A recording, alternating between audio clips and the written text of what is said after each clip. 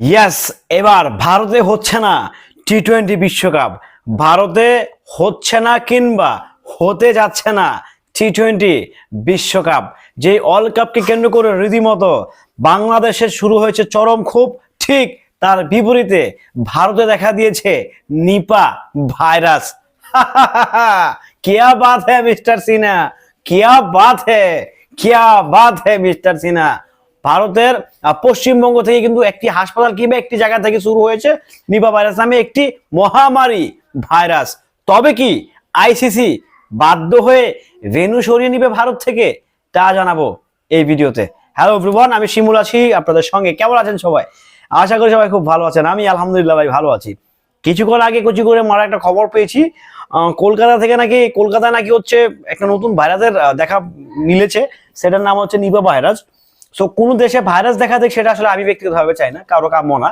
But তারপরেও শুনে ব্যাপারটা আংশিকভাবে খুশি লাগছে, কারণ তারা যে লেভেলে গাদ্দারি করেছে আমাদের সাথে, বিশেষ করে বাংলাদেশের সঙ্গে যেটা হয়েছে, মানে এটা তো ভারত করেনি, এটা আইসিসি করেছে।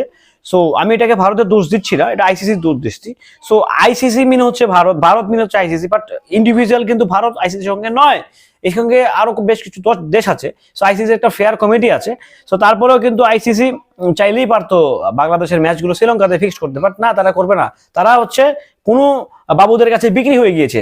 তো যাই হোক, ফাইনালি ভারতে একটি ভাইরাস দেখা দিয়েছে, যার নাম হচ্ছে নিপা ভাইরাস, যেটা রীতিমতো মহামারী আকারে ধারণ করে, কিংবা ওই জোনে যদি ধারণ করে তাহলে আইসিসি মামারা কিন্তু, যারা আইসিসি কন্ট্রোল করেন, ইন্টারন্যাশনাল ক্রিকেট কাউন্সিল বোর্ড, তারা কিন্তু রীতিমতো পাঙ্খা অথবা চাঙ্কা হতে পারে, অথবা পিছাতে পারে।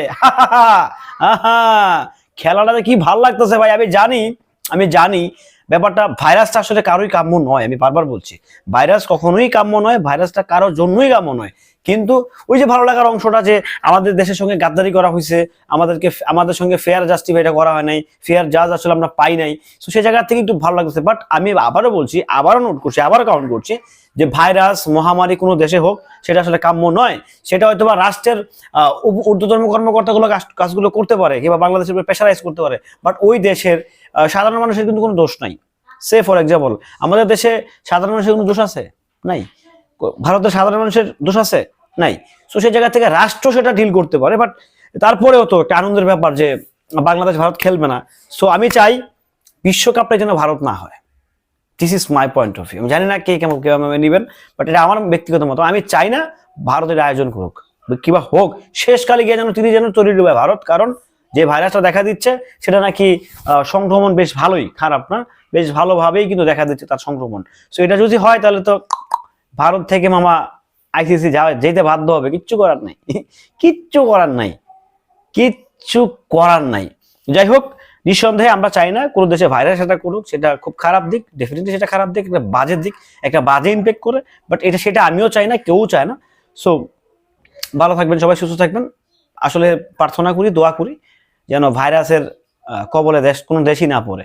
ভালো থাকবেন। আল্লাহ।